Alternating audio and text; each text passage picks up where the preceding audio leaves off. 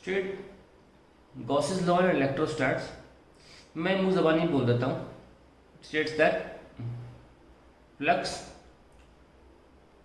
Through an enclosed charge is 1 by epsilon times the charge enclosed. ठीक है, flux through a surface मतलब ये तो कई बार लिख चुके हैं, 1 by epsilon into q. आगे देखते हैं. A cube with each side A is kept in an electric field given by E equals to cxi. अच्छा ठीक है, as shown in figure. cxi ऐसी फील्ड है, मतलब राइट साइड है फील्ड और डिस्टेंस पे डिपेंड कर रही है. आपको याद होगा हमने इस तरीके की फील्ड के लिए ईपीएस भी बनाया था. जैसे मान लीजिए ये इलेक्ट्रिक फील्ड है, तो ईपीएस याद है आपको, बनाया था हमने एक फील्ड के लिए जो डिस्टेंस पे डिपेंड करती थी, यानी कि आगे बढ़ते के साथ वो बढ़ती थी फील्ड. तो हमने ईपीएस तीसरा वाला पास में बनाया था, क्योंकि इधर की तरफ फील्ड बढ़ रही होगी, एक्स बढ़ रहा है, तो सेपरेशन बिटवीन द ईपीएस घटेगा. 57th क्वेश्चन का third part, second part. Anyways 1 marker में.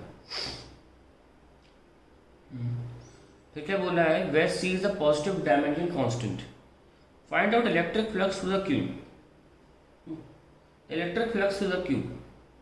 देखिए इसमें कुछ फील्ड लाइंस जा रही हैं अंदर इस तरफ से, और कुछ फील्ड लाइंस निकल भी रही हैं, पर क्योंकि डिस्टेंस पे डिपेंड कर रही है इलेक्ट्रिक फील्ड लाइंस, ये देखो इलेक्ट्रिक फील्ड इंटेंसिटी आगे जाते आते वो डिस्टेंस पे डिपेंड कर रही है. इसका मतलब यहाँ पे जितनी फील्ड लाइंस घुसी होंगी है ना, और यहाँ पे जो गई होंगी, यहाँ से निकली होंगी, इनमें फ़र्क है, वो सेम नहीं है. Let us see what we can do. इस सरफेस का नाम ABCD रख लेते हैं, और इसका नाम रख लेते हैं PQ R और S. तो फ्लक्स ABCD निकालते हैं. क्या फ्लक्स ABCD जो अंदर जा रहा है, that is E dot A. तो यहाँ से निकाल रहे हो, जब भी यहाँ से निकालो देखो, देख रहे होगे यहाँ से जो अंदर जा रहा है, तो यहाँ से थोड़ी देख रहे होगे, यहीं से देख रहे होगे. तो इलेक्ट्रिक फील्ड तो CXi कैप है. और हमेशा ध्यान रखना, एरिया वेक्टर हमेशा टूवर्ड्स द ऑब्जर्वर होता है, और एरिया कितना है इस पूरे सरफेस का, देखो साइड तो A दे रखी है और क्यूब है, तो एरिया हो गया A² इस प्लेट का ABCD का. और एरिया वेक्टर किधर है, लेफ्ट में, हमेशा टूवर्ड्स द ऑब्जर्वर, -i. तो कितना आ गया, और देखो कि CXA² i डॉट i 1 होता है माइनस में. अब ये देखो कि ये सरफेस जो क्योंकि डिस्टेंस डिपेंडेंट है, हमको ये भी देखना है कि ओरिजिन से ये सरफेस है कहाँ. x इक्वल टू A की दूरी पर है, तो x equal to A put करिए तो आंसर आएगा -c³. अब बात आती है हमारी PQRS की. E डॉट A, यहाँ पर CXi कैप और I यहाँ पे रखेंगे आप, यहाँ से बाहर आ रहा है फ्लक्स, तो एरिया वेक्टर भी आपकी तरफ ही होता है, डॉट विथ A², तो ये भी +i होगा.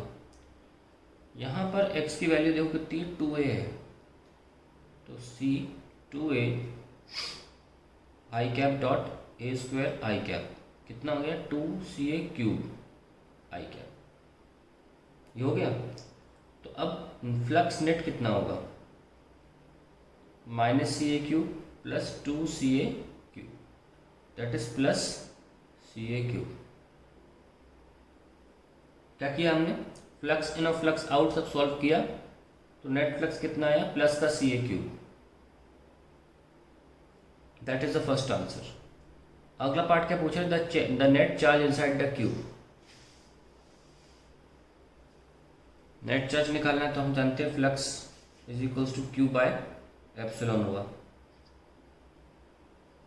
तो चार्ज कितना होता है, flux times epsilon, that is ca³ flux था और एप्सिलॉन.